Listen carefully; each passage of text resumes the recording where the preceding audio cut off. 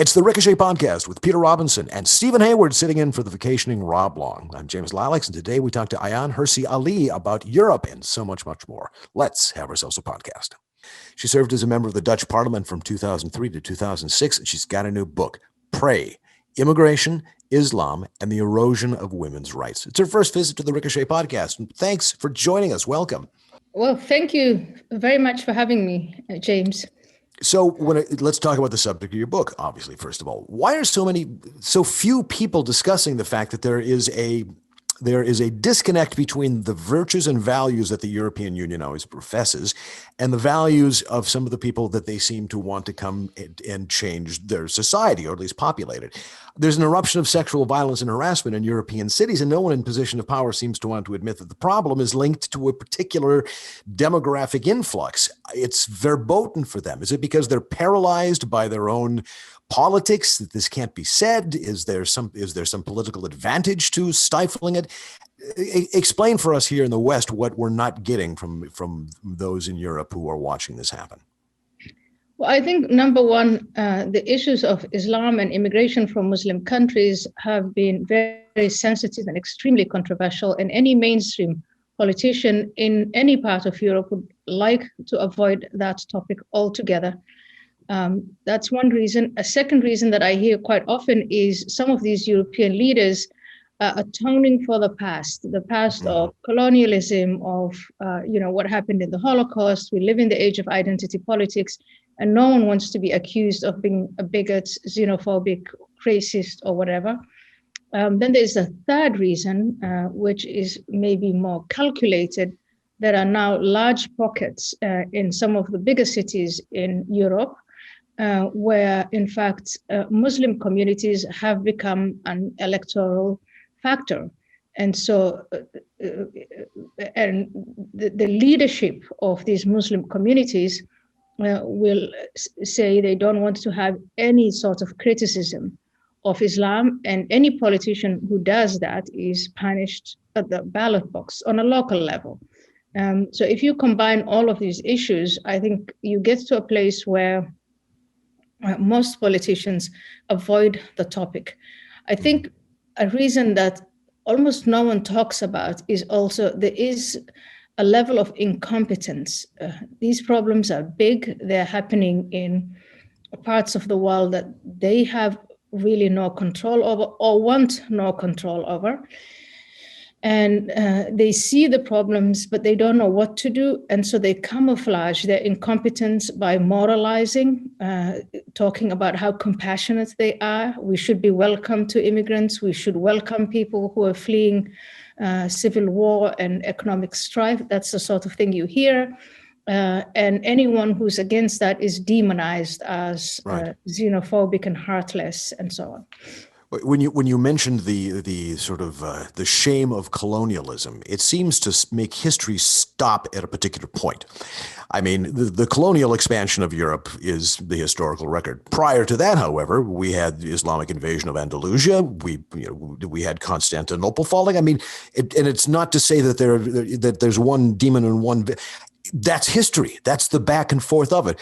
But they start with colonialism as a unique sin of Western civilization because they're coming from a leftist perspective. They're coming from a leftist perspective, and I think the Islamists, so the organized political Islamist groups in and outside of Europe, exploit this. Mm-hmm. So the way the story is told is that we are going to talk only about certain empires and not others, so European empires of the past and all their sins, but obviously we're not going to talk about Islamic empires and their sins. That's one way of doing it. But then the other way of doing it is also we're going to talk about European colonialism as only something that was bad. If I say, and I want to say I'm a beneficiary of at least the British Empire, but if I say there were some good things that the Brits did when they went to India and when they went to different parts of Africa, and they left a legacy of which people like myself have benefited, oh my goodness, can you imagine the indignation? So it's not just that history is now abused as an excuse to do nothing or to do the wrong thing, but history is also told selectively. Yeah. I could go on for hours, but of course we've got Peter and we have Stephen. Gentlemen. Steve, I just want to repeat the name of the book because it's just out. The book is Pray. Ayaan and I taped an episode of Uncommon Knowledge yesterday, which runs an hour, which even at that was far too brief as far as I'm concerned. But look for Uncommon Knowledge with Ayaan in the next week or so. And again, the book is Pray. Ayaan, Steve is going to ask all kinds of very learned questions, but here's something we didn't mention yesterday, but you mentioned just now, which is the European openness to large numbers of immigrants out of a sense of, I think the word is simply guilt. And so an American who wouldn't participate in this European consciousness would say colonialism ended substantially in the 30s and formally by the 1940s. India gets its independence in 1948. There are African nations, let's say the 50s at the latest. Yeah. That's a long time ago. The Second World War was horrifying, but we're 3 generations of Germans on from the Second World War. How is it that Angela Merkel, Chancellor of Germany, throws open the borders in you'll correct me on this, 2017 perhaps it was, for Syrian refugees and eliminates any notion of any cap on the number of refugees? It seems almost an indulgence in war guilt, a kind of self-indulgence, almost a self-destructive impulse all these years after the war. How can that remain an animating factor in European politics, colonialism and war guilt, 2-3 generations on? So that particular incident, I spoke to some of the German leadership, German politicians, when I was in the process of writing this book, and unanimously they said that was a thoughtless act, that it was an impulse. It was just that the cameras were on her at that, at the moment when the child cried. And at first, Angela Merkel tried to explain the logic of not throwing the gates open and having everyone come in.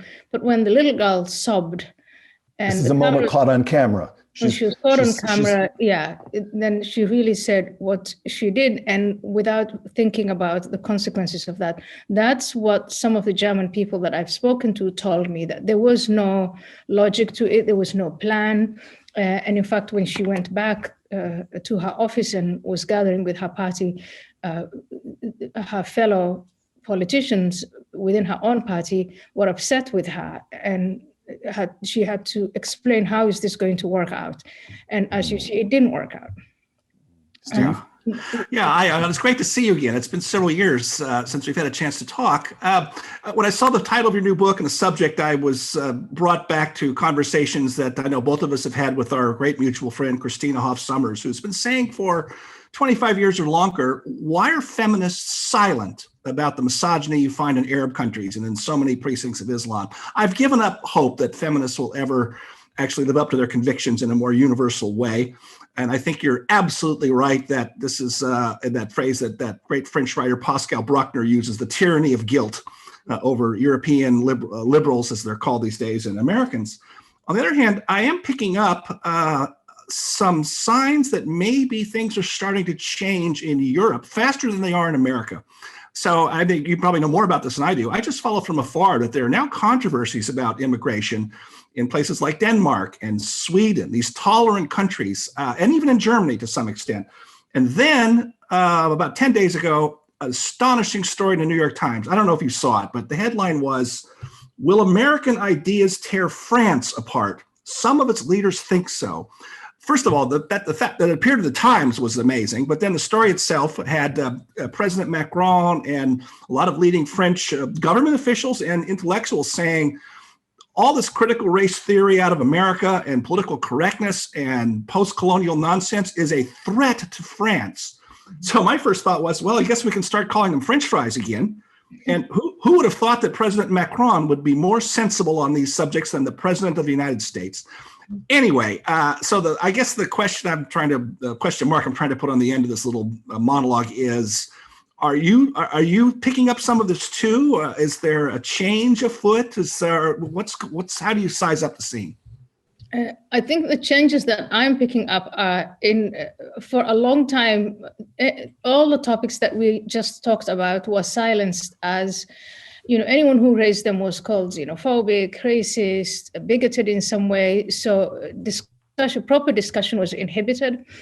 And the main argument that was used if you were to raise these issues in public was the far right would gain credence and popularity. And what you see in France is that's exactly what happened. Next year, there are elections in France, and Marine Le Pen's Front National may actually win that election. There is a likelihood that she could win that election. And 5 years or 4 years ago, there was the same fear and almost terror among the French mainstream people that they could have Marine Le Pen as their next president. And I think there's nothing that focuses the mind more than an event like that in a country like France that is supposedly very proud of being anti-racist and not bigoted in the least. So I think circumstances, events have forced President Macron to talk more openly now about some of these things. First of all, what he calls Islamist separatist ghettos.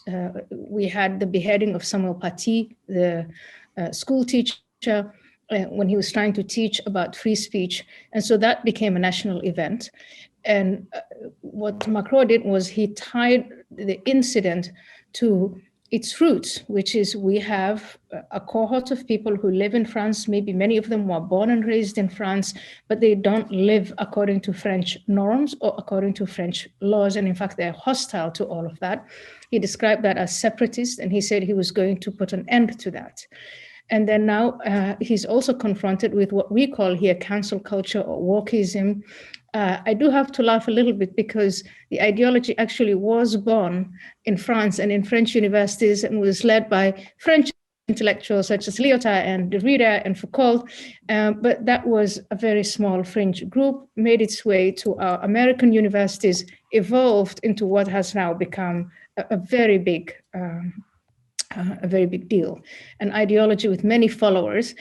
And I think Macron and the Minister of Education in France are absolutely right when they state that this particular ideology is actually divisive.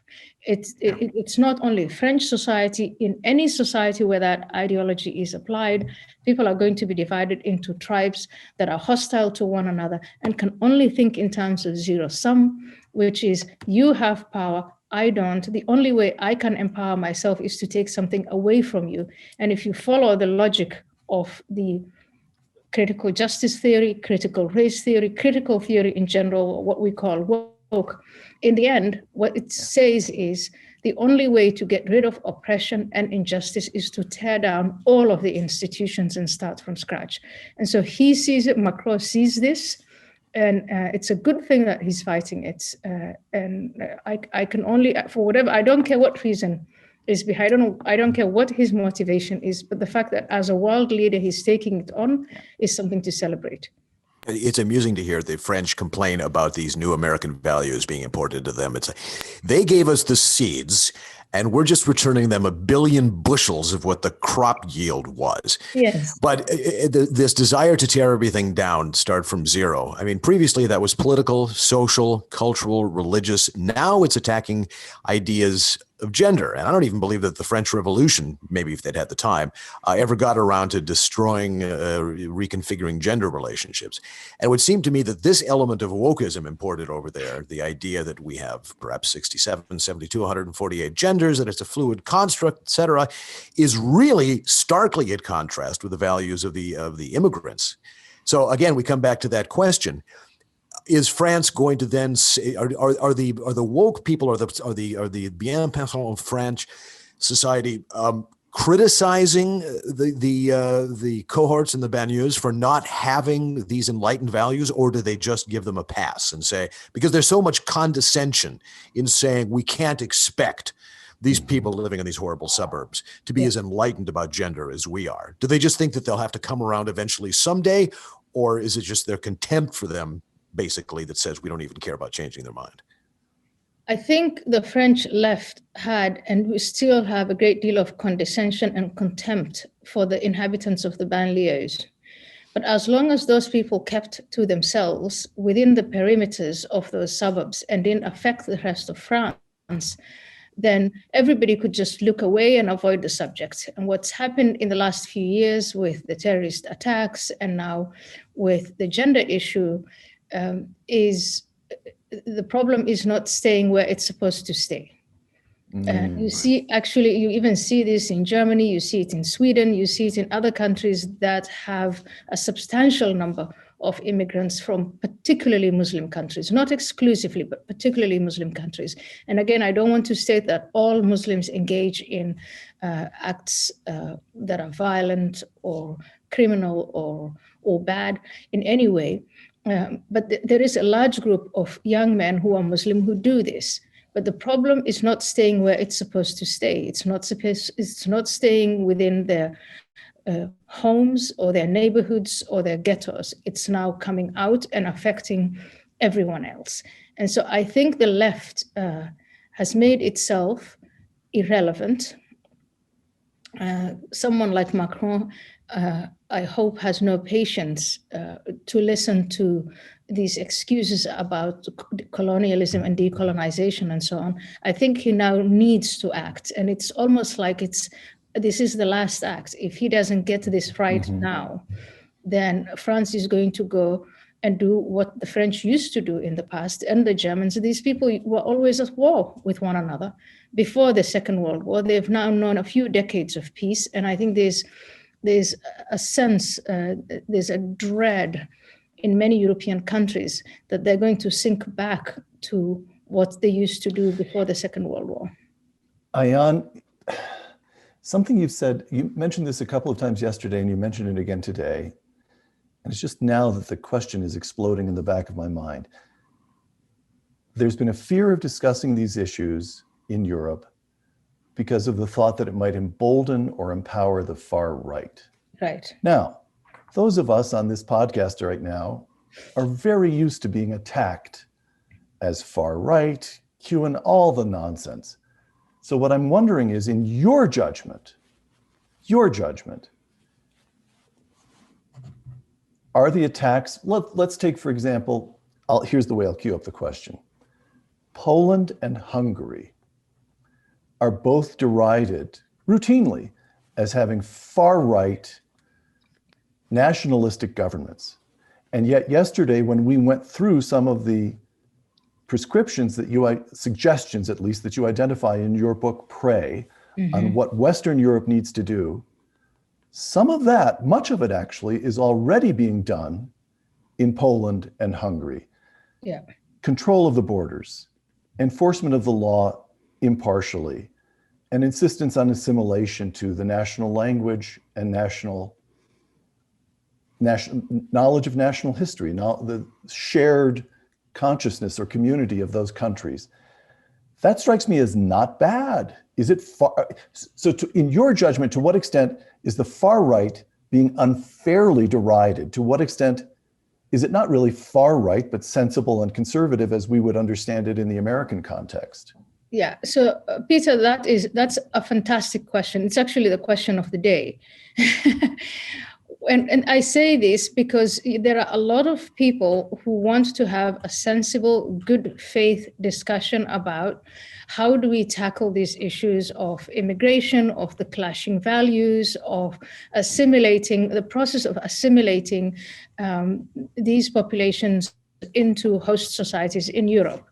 And unfairly, those people who want to have that good faith, solution-based approach are unfairly derided as far right, as nasties, as bigoted, as xenophobic, Little England. There are all sorts of derogatory labels that have been thrown at them, and the problems get bigger and bigger and bigger. And so at some point, it becomes impossible to carry on like this.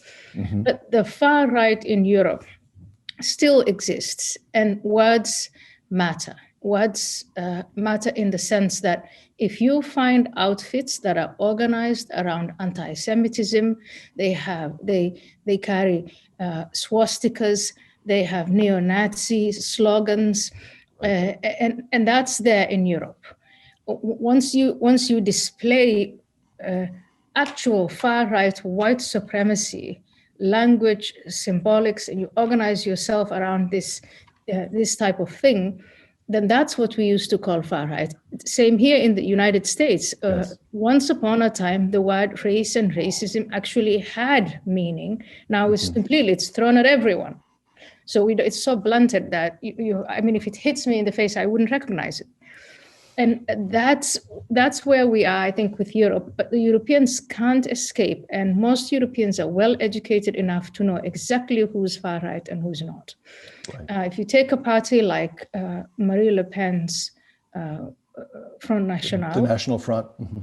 The National Front, when her father was leader of the party was anti-Semitic. And it was exactly full stop, unambiguous. All of these descriptions, yeah. When she took the leadership of the party, she said, we're going to say goodbye to that far-right past of ours. We are now center-right, and we are going to talk about issues of national identity, and we're going to talk about issues of boundaries and values and so on.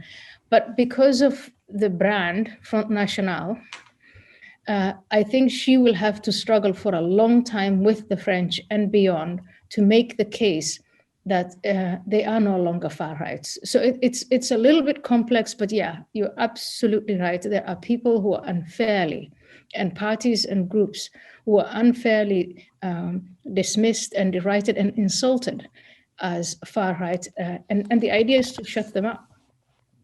Last question, because we know you have to go and we appreciate the time you've given us. It's a parochial question. My congressperson is Ilhan Omar, with whom you've tangled a little bit from time to time.